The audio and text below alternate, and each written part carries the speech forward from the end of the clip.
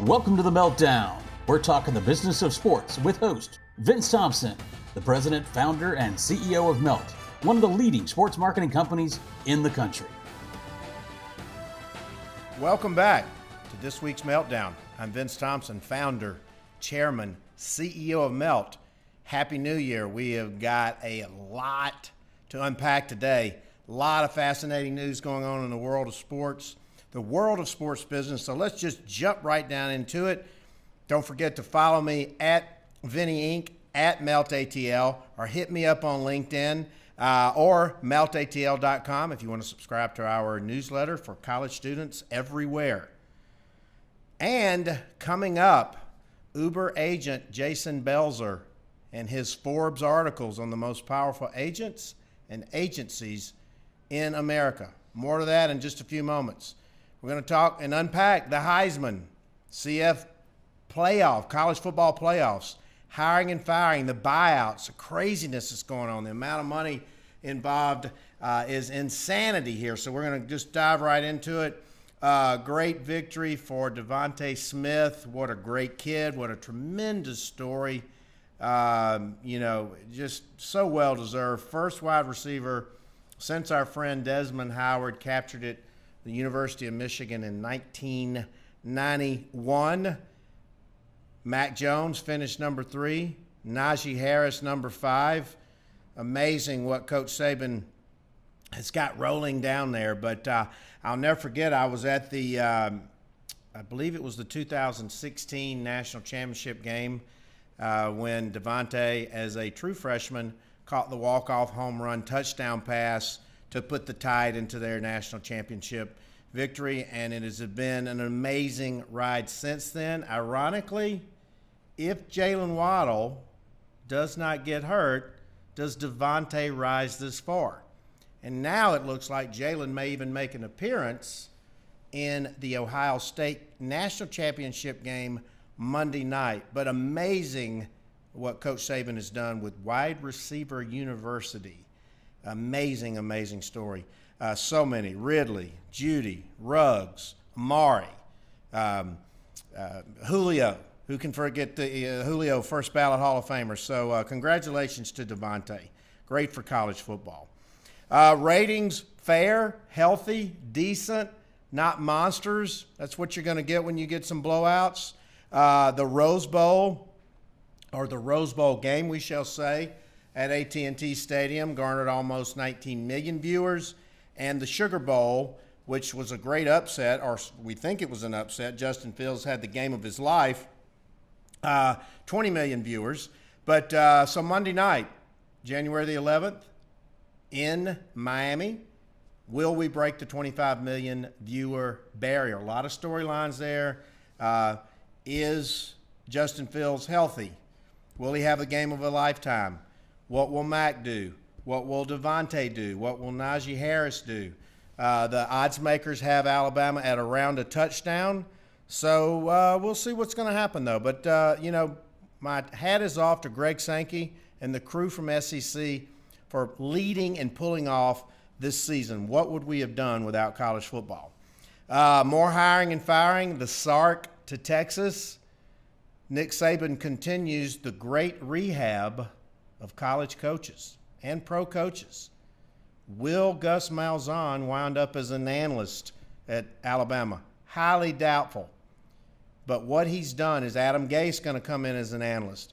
Other coaches come to rehab. It's just amazing what Coach Saban has done. His coaching tree, the lives that he's impacted is amazing. I like the new hire at Auburn. I like the fact that Auburn AD Allen Green stood up to the powers that be at Auburn and did not cave to the pressure of hiring Kevin Steele, which probably would have been a colossal disaster. Illinois giving Brett a new shot. Vandy hiring Notre Dame, DC, Clark Lee, good hire. I like what Vandy's doing. And let's move into the realm of absurd, the buyouts. This year's buyouts have topped $100 million. And if you look at all of these major buyouts, I still don't understand the concept of getting paid to fail. And I do believe that this formula is going to crash and burn. Athletic department's finances are under a lot of pressure. They're saying they can't afford to keep non-revenue sports, but yet pay coaches tens of millions of dollars to fail. Look at Jimbo's. Love Jimbo. Love him to death. Dabo. Ryan Day at Ohio State. Coach Saban.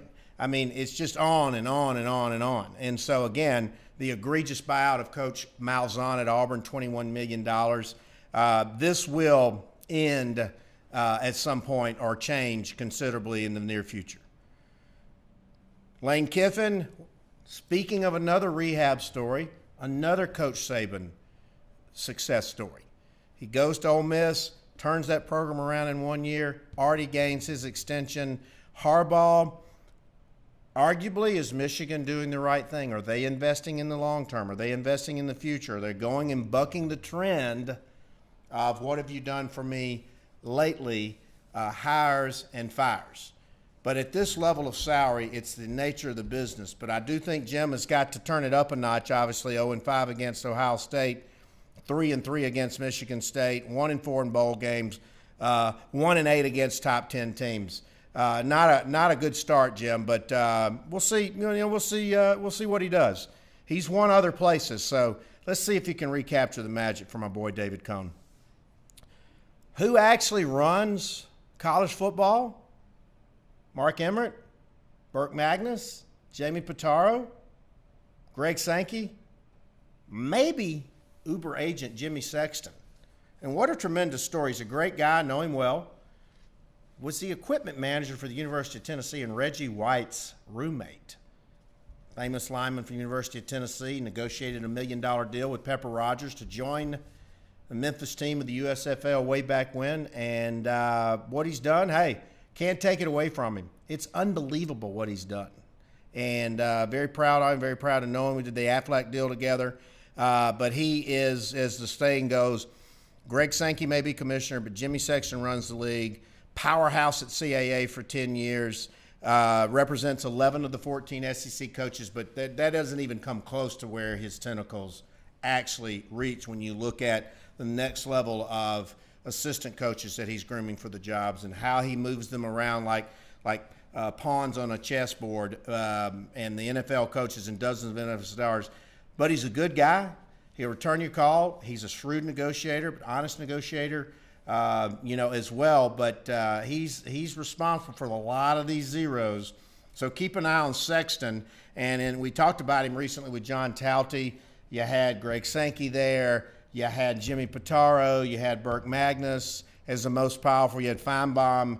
But you had Jimmy Sexton right up there in the top 5, most powerful SEC. But it goes far, far greater than that. 16 bowl games canceled. Will they come back? Can they come back? Can they survive? Will the finances allow them to? There's a lot of local community games, a lot of local community support, fans, attendance, ticket, local sponsors, local community pride, volunteer, opportunities as well. Many pro prospects are going to continue to opt out. Maybe some will get paid when NIL hits, maybe not. Reese's Senior Bowl is coming up because, this is a new showcase that a lot of the scouts are going to be able to touch and feel these kids for the first time.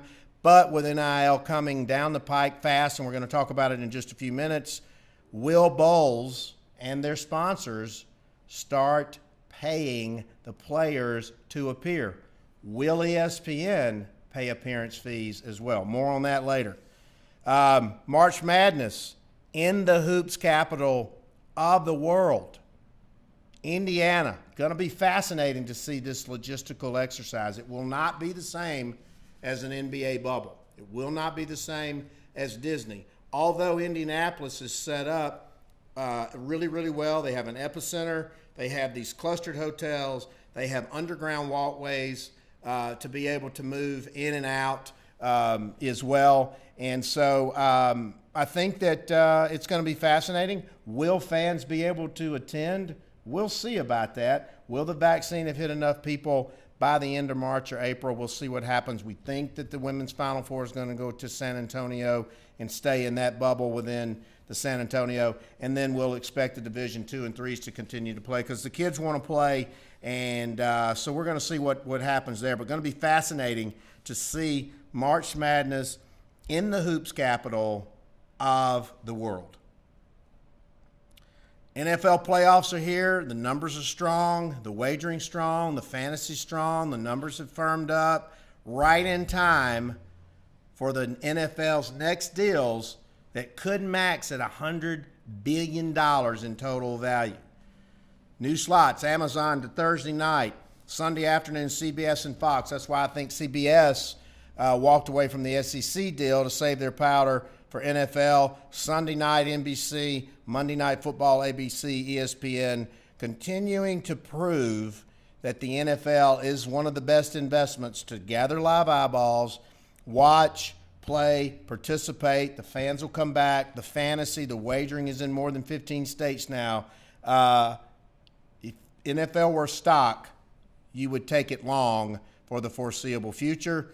NIL update. The Sarah Fuller story continues to resonate. She could have made over $160,000 this year had NIL been in place. Keep your eye on the Austin case before the Supreme Court. We're going to see what happens to the NCAA. They may lose big, and they may lose bigly.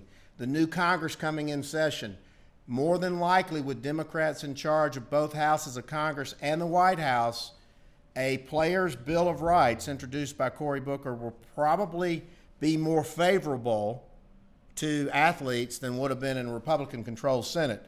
And you have former Auburn coach Tommy Tuberville in there who will probably have a thing or two to say about NIL legislation.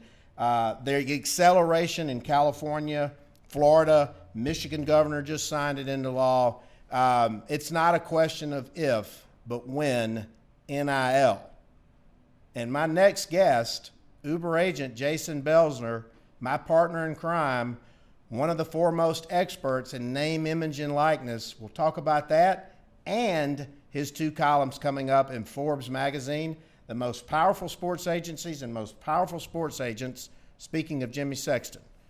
So that's it for this week's Meltdown. Here's Jay, a good friend, president of Game Inc., attorney by trade, professor of law, contributor to Forbes, one of the leaders and leading voices in college athletics, and a good friend of mine. So it's going to be a fascinating interview with him.